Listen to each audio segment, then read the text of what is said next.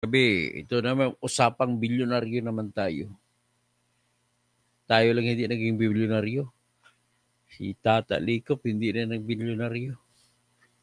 Bilyonaryo na sa mga panalangin sa Panginoon. Okay lang yan. So ngayon, ang pag-usapan natin, mga bilyonaryong mga anak ni Satanas. Bakit ko naman nasabi ng mga anak ni Satanas? Kasi po, ay itong mga taong ito ay mga pobre minto na ito nagsimula. So kung nagsimula ka sa wala, paano ka maging magkaroon kung nagsimula ka sa wala? Yan yung mga tanong na ang hirap usisain. Pero totoo. Ito ngayon. So ang number one po rito ay yung congressman na si Danilo Domingo. Attorney Danilo Domingo. Pinakadatong congressman sa Bulacan. Akalain mo ba sa 100 billion na top 15 na mga contractors na nakakuha? Sa 100 billion na yan, 70 billion ang proyekto na punta sa Bulacan. At ang 70 billion na yan ay makikita mo kung gaano kayaman ang mga congressman sa Bulacan. So ito po, pakita ko sa inyo kung gaano sila kayaman. Okay. Ang number one dito si Danilo Domingo ha. Ngayon, hindi ko alam kung anong konsensya meron sila. Kaya, alam mo mga congressman kayo, ayaw ko magbibiro ha. Ang tanging solusyon lang sa inyo po ay talagang dapat kasuhan kayo ng plunder. Hindi lang ilang plunder. Ang plunder kasi ano lang 50 million lang ang isang plunder. So ilang plunder kaya yung 1 billion? Ganun ang problema natin. So ito ay isa lang natin ngayon ng listahan ng mga top na share sa pinakamalaking nanakaw. Yun lang pag-usapan natin. Sino pinakamalaking ninakaw sa mga congressman ng Bulacan? Ito po. At lahat nanggaling sa baha. So, pagpalain sana sila ng ni Satanas. Ito ang mangyari na pwede kong idasal sa kanila. Palayain sila ni Satanas. Makakapal ang mga mukha ng mga animal na yun. O sabi naman ni Liyama. Sabi naman ni Lita Doria. Kaya nga talagang hindi uunlad ang Pilipinas dahil sa mga buhaya. Uy, mga buhaya, ba't tao naman ang mukha nito? Bakit buhaya ang tawag? Hindi ko alam kung bakit. So anyway, sabi naman ni Lobby Claudette, hayahay kabataan. Oh, sabi naman ni Castro Teresa, nakapasok ba ulit ang mga dupang sa bahay na bulok? Oh, Berna Macario Adelante, sabi niya, asa napunta mga pundo na to? Oh, sabi naman ni Light Commodore Robin Kakdak Cruz, guess who owns this construction company? So may pinapakita siya. Buksan natin ito. Ano ba itong construction company na ito? Si Pancho. Uy! Pancho si Congress. Ito na ngayon. Patay kayo. Okay. Ito. Tingnan natin. Palakihin natin. Ha? 70 billion mahigit ang kontrata sa Bulacan. Ang number one, ladies and gentlemen, and the winner is Congressman Attorney Danilo Domingo. Ipadisbarka na namin ito. Ang proyekto niya sa kanyang lugar, 9,488,303,126 pesos and 16 centavos. So anyway, so ganun, ang second placer, si Congressman Boy Cruz. Aba, kamag-anak ito ni si Tom Cruise. Ang kanyang sa kanyang distrito sa Bulacan. Bulacan lang lahat ito 8,518,000,000 121,245 pesos and 91 centavos. Third place, si 6th District Representative Ador Plato, dating DPWH Undersecretary. Alam niyang kalakaran, kaya nagkaroon ng 7,276,180,379 pesos and 03 centavos. Number 3 siya, third place. In fourth place, si Representative Linabel Villarica, may-ari ng Villarica Pawn Shop. Sa kanyang distrito ay nagkaroon ng 5,156,976,603.51. At saka sa isa yumaman, isang kurakot na babae ito na mayor na ngayon ng San Jose del Monte, Bulacan, na walang iba, si Rida Robes, asawa siya ni Arthur Robes. Ay, ito yung mga culprit kung paano pumasok ang prime water sa San Jose del Monte, Bulacan. So, ang kurakot pa rin, gaya nila, si Mayor, dating Congresswoman Florida Robes, asawa ni Congressman ngayon Arturo Robes, ang kanyang naipon na flood control project sa San Jose del Monte, 3,441,104,000 pesos, 141,049 pesos and 79 centavos. Tapos, nasa 6th place, si 3rd District Congresswoman Lorna Silverio. Nako, ito dati sa San Jose del Monte itong Silverio na to eh. So, ngayon, ang kanyang naipon para sa flood control projects ay 1,580,921,450 pesos at 62 centavos. At ang pinaka-last but not the least ay si 2nd District Representative Tina Sancho, 1,429,050,050,000 pesos, 50,629 pesos and 77 centavos. Dito ang alam ko, lahat yung kontraktor din ito. Ang alam ko, kontraktor dito si Salvador Plato. Salvador Plato. Dating USIC sa DPWH na pinakauna naging congressman sa pinakabagong distrito na binuo sa Bulacan. Yan yung distrito na nagsakop ang Norsagaray. So, yan, gano'n kaya.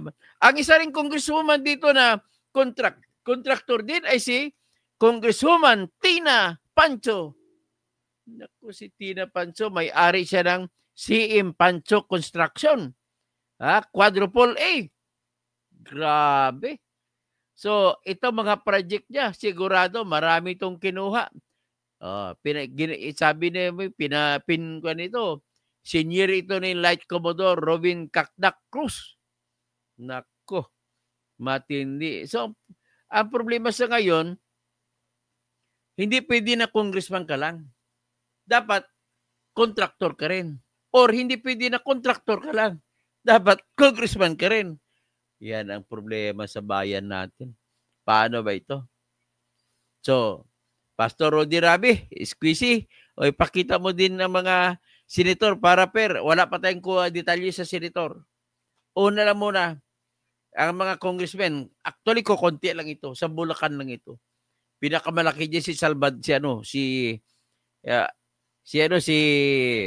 Elizalde Teco. Ang problema kasi pag nagsama-sama mga buaya sa House of Representatives, dapat palitan ng pangalan eh.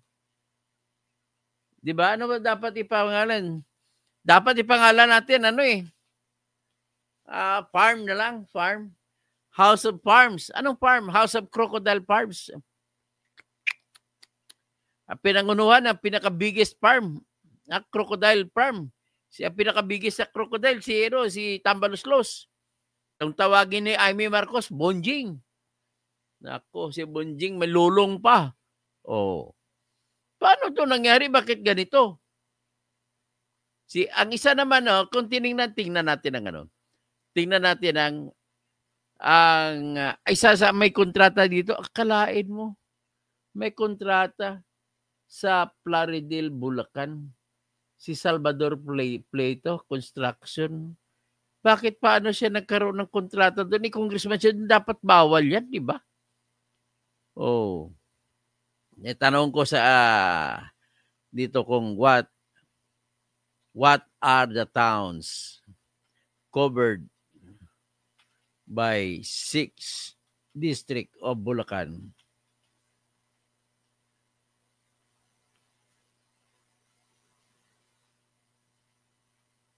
Nako, so may style pa siya. Saan ba siya kumuha ng sa Plaridel, Bulacan siya kumuha ng kontrata pero hindi siya sakop, kunwari lang 'yun.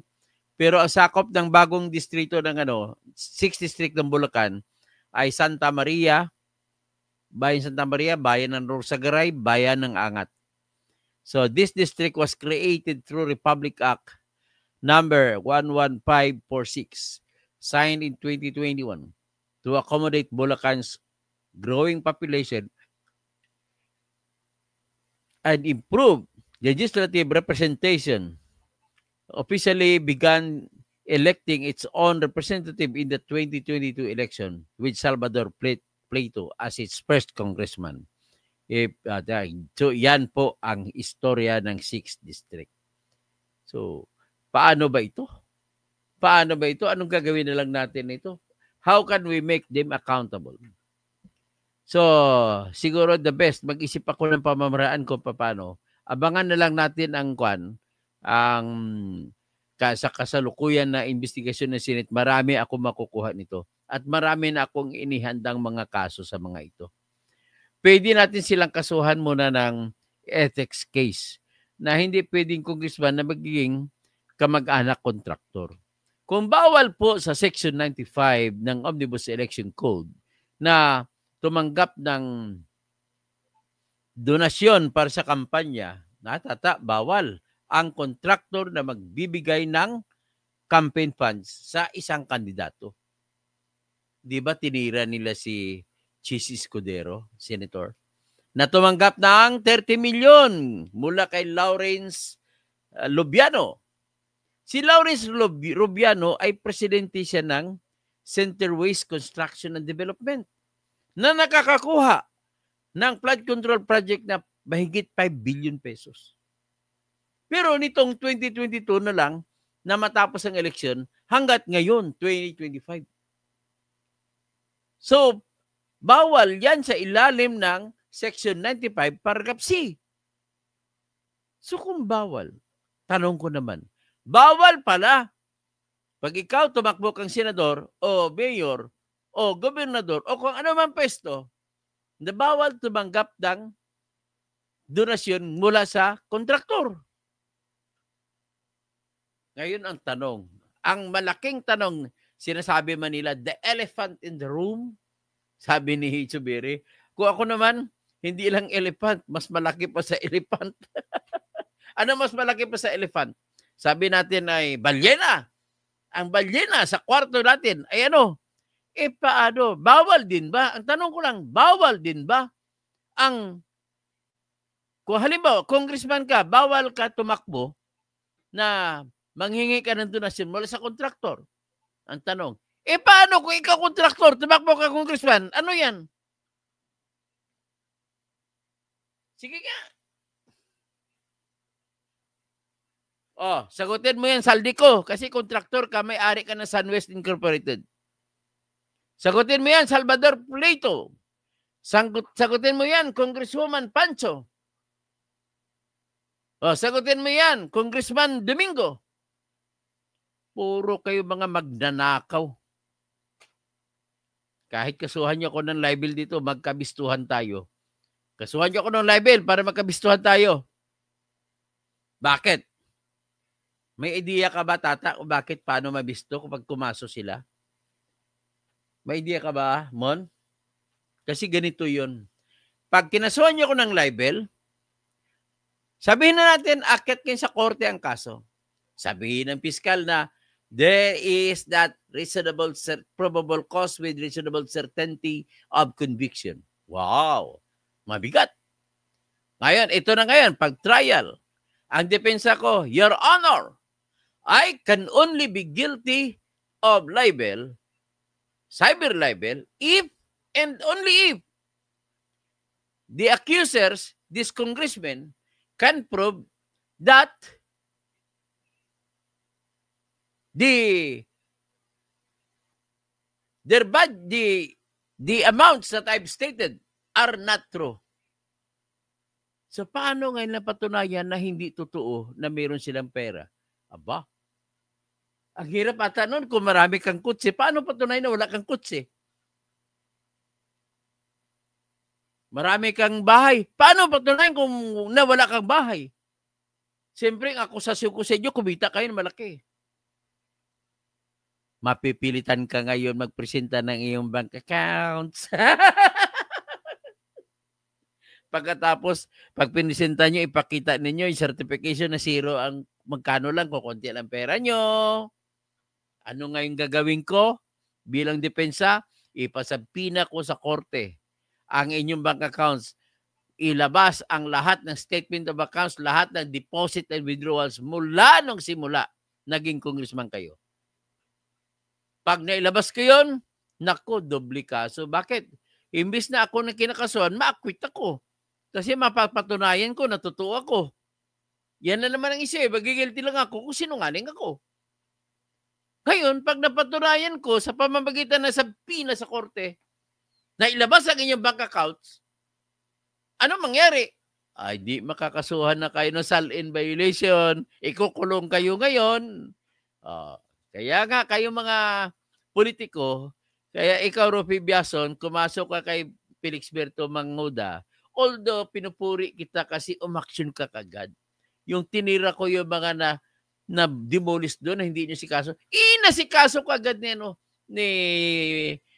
Rufi Biason. Kaya palakpakan. Pero mamaya, meron akong vlog. Gusto ko ipakita ko anong ginawa ni Biason. Bumawi talaga siya. Bakit? Halos minura niya na ang sheriff na nag-demolish. O ito ngayon, balikan na natin. Ang topic na natin ngayon ay yung congressman ng mga bilyonaryo. So ito ngayon, nakita nyo na yan. Ang ipakita ko ngayon sa inyo po ay ano? Ang ipakita ko sa inyo ngayon ay una, yung listahan ni Bongbong Marcos kung sino mga kontraktor sa Bulacan. Unahin ko muna. Ladies and gentlemen, we have now here a fighter in blue corner, Congressman Salvador E. Plito, may-ari ng S.A. Plito Construction Corporation. Ito po ang kanyang kontrata. Pero in fairness to him, ang liit lang. 22 million lang. O, tingnan natin. Alam mo naman, lahat naman ng style, may style eh. Tingnan natin ang kontrata ni Salvador Plito. Galing ito sa record mismo ng Malacanang. O. Ayan. Tingnan nyo. O. Construction of flood control structure along Angat River at Parulan Section, Plaridel, Bulacan. Contractor is Plito Construction Corporation. Cost 22,784,932 pesos and 19 centavos. It was reported to have been completed on March 13, 2023. So, yan ang lumabas dito. Pero, mukhang may conflict of interest. Mon, bakit conflict of interest? Hindi ka pwede mangontrata sa iyong distrito. Ang Angat kasama sa distrito mo. Itong project nito, katabi ng Angat. Ibig sabihin, malapit ka na sa magiging corrupt kasi ano na lang ilang kilometro na lang distansya kaysa distrito mo eh. Pwede mo sabihin na malayo, hindi ako malayo sa katotohanan. Kasi bakit? 1 kilometro lang eh. 1 kilometro ang kontrata mo nandoon sa Plaridel, pero Angat River. Ngayon, Your Honor, gaano ba kalayo yung lugar? kaysa angat na boundary na sakop ng kanyang kongreso. Your Honor, 1 kilometer lang. So malapit ako sa katotohanan, 1 kilometro lang. So hindi ako pinikulong. O yan, si Salvador Plato. Iyan, ano kasi yan? Aral, dating DPWH Undersecretary. So dumidiskarte siya ng iba-iba. Para kunwari, alam mo naman, kunwari. Maraming style ang kunwari. Kasi alam naman nila what cannot be done directly can never be done indirectly. Ito naman ngayon, ipakita ko naman sa inyo ngayon ang napakaraming kontrata tungkol dito sa Bulacan. Malulula ka, 70 billion na kontrata sa 100 billion na nakupo ng 15 kontraktor. 70 billion ay nandun na punta sa Bulacan. Ito po, tingnan ninyo. Ay, alam mo naman, hindi ako nainggit sa kanila. Bagkus sila maiinggit sa akin. Bakit? Kasi sila hindi na makapunta sa langit. Nagdakaw naman lahat yan eh. Di ba sabi ng Panginoon, saan ba tatay yung thou shall not steal? Hanap mo nga. Saan bang, anong yan? Thou shalt not steal. Anong verse niya sa Biblia? Thou shalt not steal is found in what book of Bible? The Bible.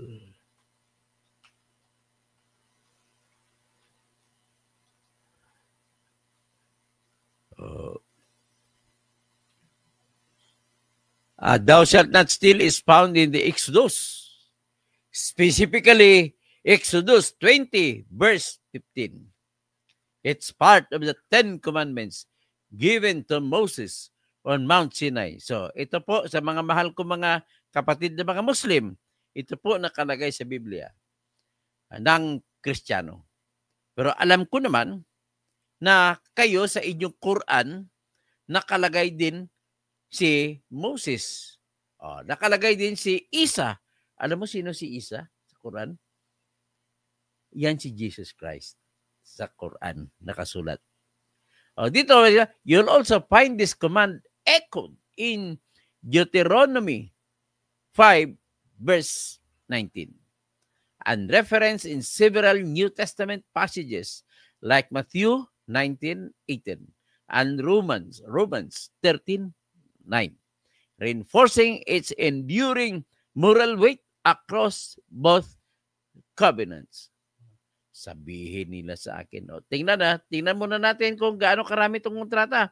Ayan the person that is known as the Alpha and Omega General Contractor and Development Corporation na pag-aari ni Sara Diskaya doon sa Pasig. Kaya Batang Pasig ito si Sara Diskaya. Si Sara Diskaya na Batang Pasig, pinagamit niya ang kanyang construction firm na Alpha and Omega kay Henry Sibilia Uhaminal na gobernador ngayon ng Misamis Occidental na napakakurap na congressman dati. Nagpatayo siya ng medium rise na bahay para sa mahirap kuno. Pero ang kinuhang ginamit na lupa nang agaw sa mga tao na may mga pribadong pag-aari may titulo.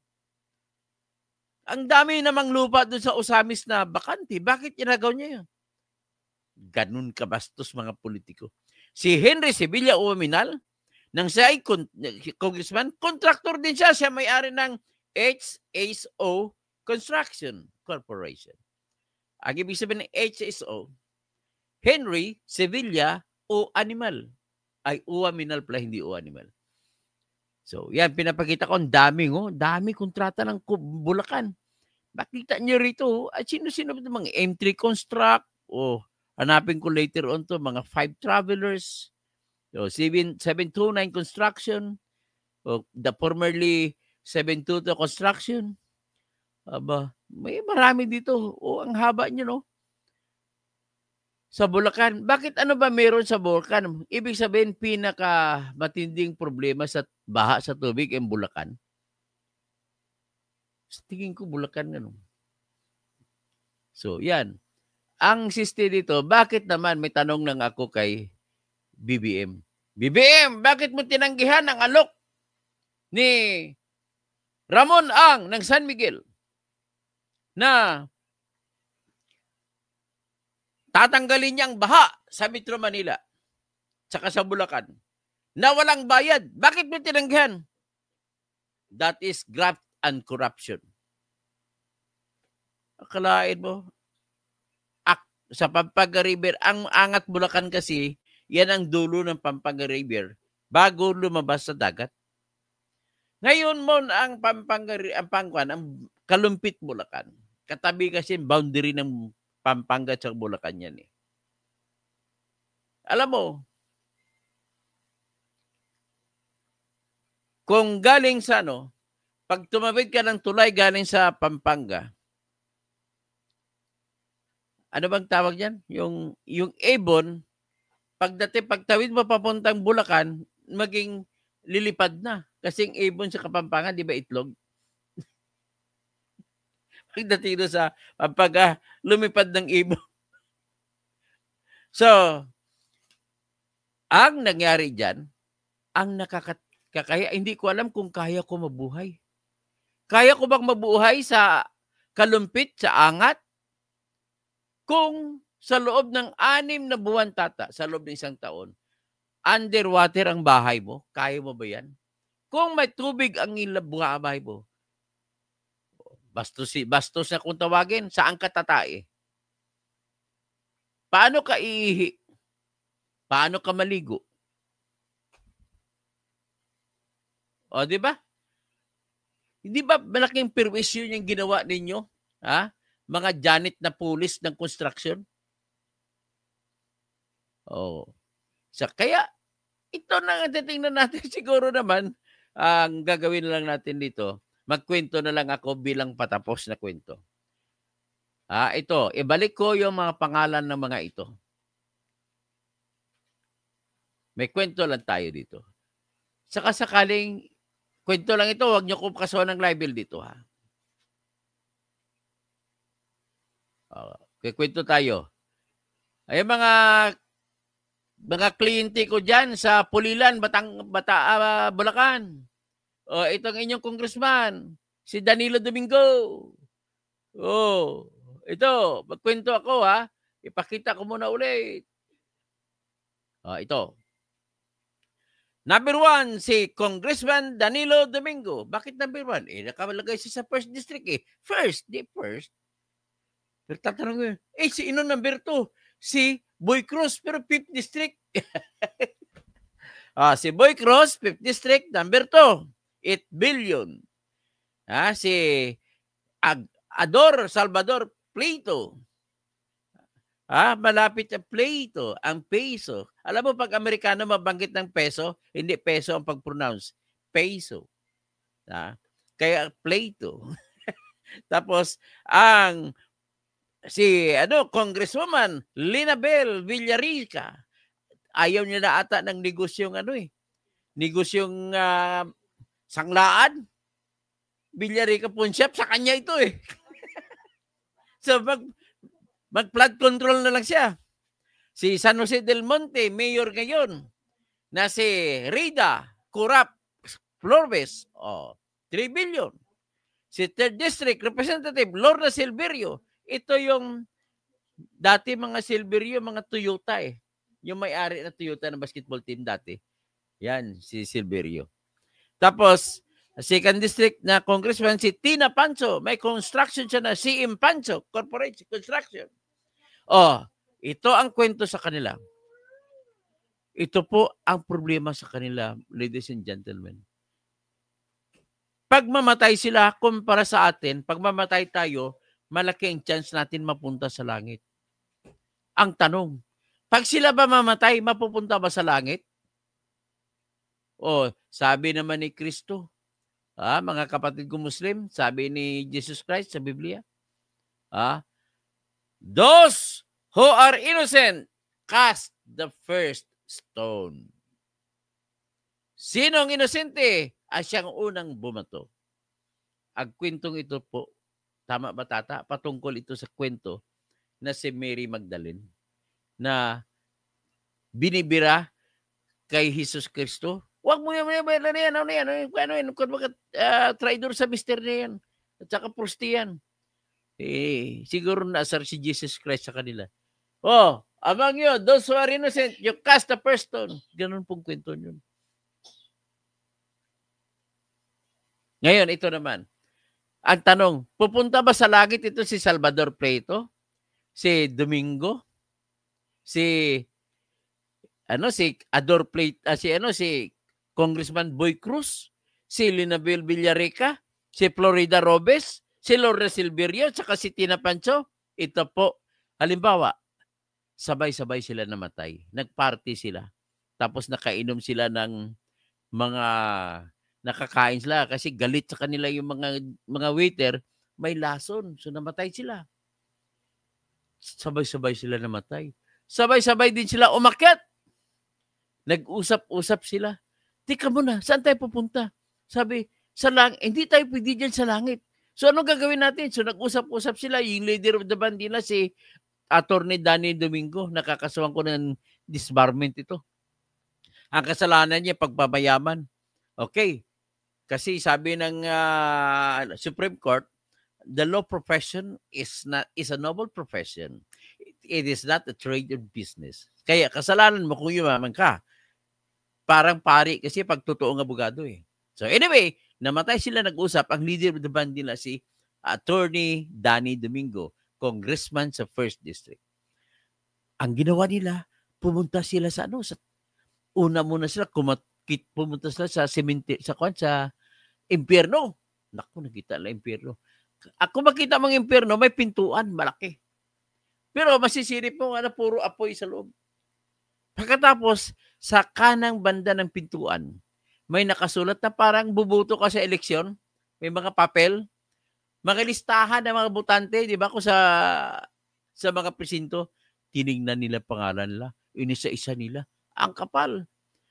So, ang tagalan sila. Tako, hindi nila nakita mga pangalan nila. Nag-appear sila lahat, appear, wala tayo sa impyerno. Sabi naman ng Florida Robes, baka doon tayo sa purgatorio. Pumunta naman sila sa purgatorio. Kita lang sa pintuan, may nakalagay na kapaskil na papel. Binuksan nila. Tinignan lang pangalan. Naku, wala rin mga pangalan nila. Ano nangyari? Papalakpakan sila kasi wala na, isang pintuan lang natira. Anong pintuan? Pintuan sa langit na lang natitira. So tuwang-tuwa sila, papunta sila sa langit. Pumunta sila sa pintuan ng langit. Tinignan nila yung mga nakapaskil. Naku, alam mo ba mo, tata? Wala rin ang pangalan nila doon. Naku, paano ito sabi? Na problema, saan tayo pupunta dito? Yan tanong nila sa sarili nila. Ilan kayo? 7 pa kayo, sabay-sabay kayo. Ang ginawa nila, tara, punta tayo kay San Pedro. Pasensya na yung mga hindi Katoliko ha. Gamitin, joke lang ito. Pumunta kay San Pedro. Sinalubong sila ni San Pedro. Mga anak, ano po ang inyong pakay? 7 pa kayo ha. Sabi naman ni Danilo Domingo, siyang leader of the band ay sana pwede kaming magtanong ka kung pwede lang San Pedro. Sabi ni Senyor San Pedro sa kanila, hindi pwede pumasok ang below 18. Tumalikod ngayon si Danilo Domingo, binilang siya rin 1, 2, 7 lang kami, bawal pala kami pumasok dyan. Sige, alis na lang kami. Sabi ni San Pedro, hindi, ano ba sa inyo gusto? May tatanong na kami, isang tanong lang po. Anong tanong nyo? Pumunta po kami sa impyerno, sa pintuan, yung mga listahan doon, wala pangalan naming 7. Ngayon, tapos pumunta kami sa pintuan ng purgatorio, wala rin pangalan namin. Tapos pumunta kami sa pintuan sa langit, wala rin pangalan namin. Ano po ba ito? Sabi ni, Nakinito pa si ano, si Don Pedro, si San Pedro. Ano ba kayo sa lupa? Nung nabubuhay pa kayo sa lupa? Mga congressman ho kami, sa congressman, siya, mga Bulacan po kami lahat. Ito sa first district, si Danilo Domingo. Ang second district, ito po si Congressman Tina Pancho. Tapos ang third district, ito po si Congresswoman Lorna Silverio. May-ari po yun ng pawn shop. Ito naman ang fourth district, si Congresswoman, ito po lang may-ari ng pawn shop, si Villarica, Linabel Villarica.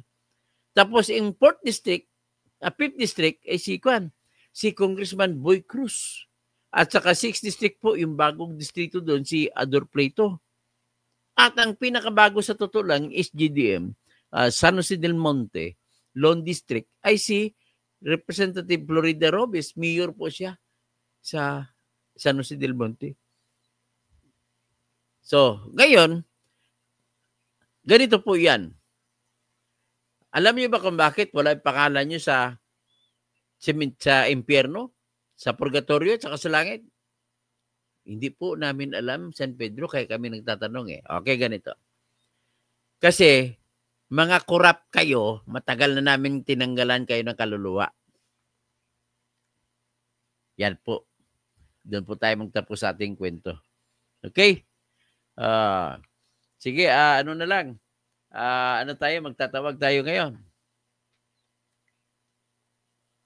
Si Rocket, hello, D. Si D, si Dan Fernando, pangarap na.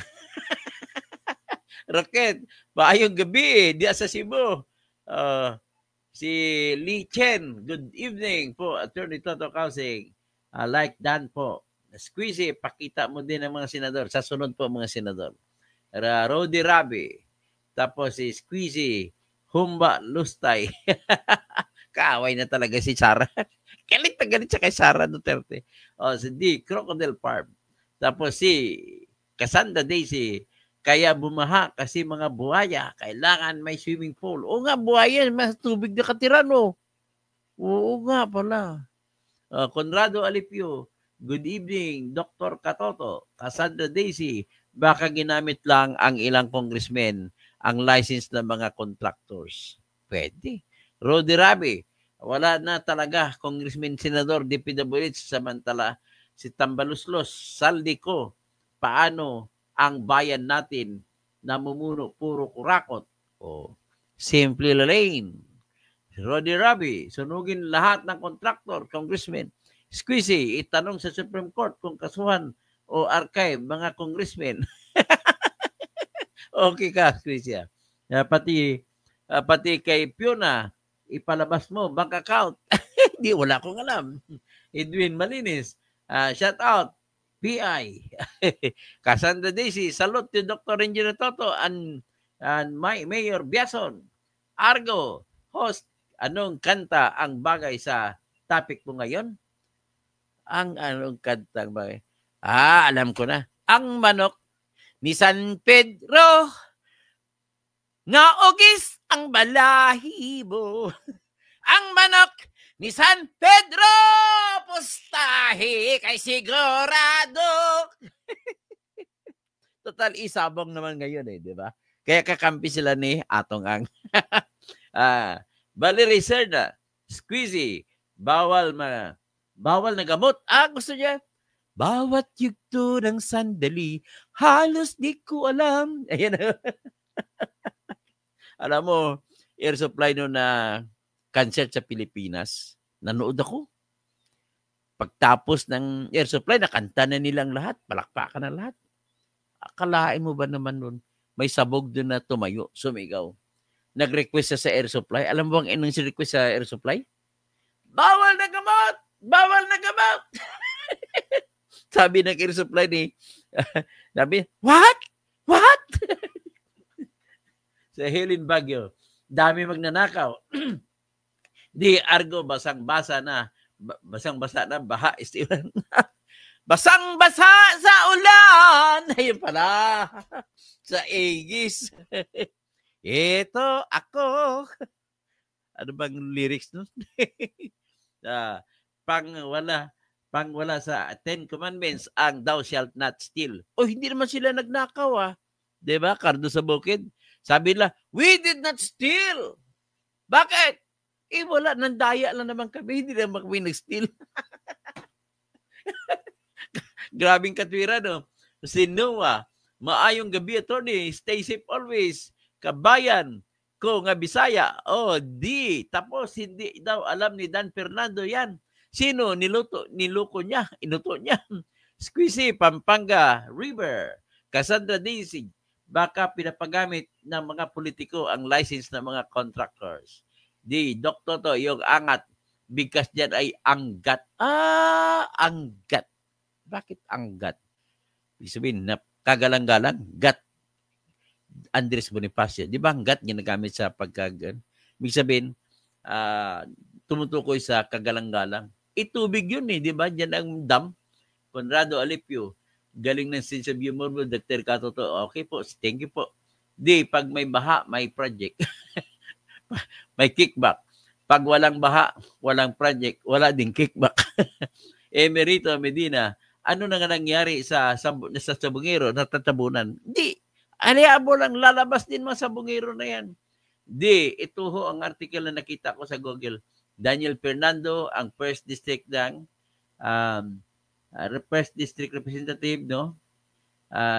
Hindi, Daniel Fernando po, gobernador na siya ngayon. Tapos si Danilo Domingo welcomes the implementation of NB5 for flood management in Bulacan.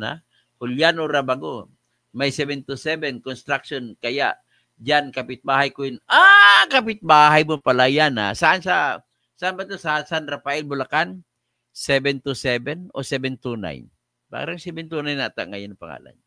So, host. Sige, agad dyan lamang at sa sunod na kabanata. Maraming salamat po at maggabi. Magandang gabi. Hindi, pwede ba tayo mag-vlog isang beses pa? Antayin nyo lang in 10 minutes.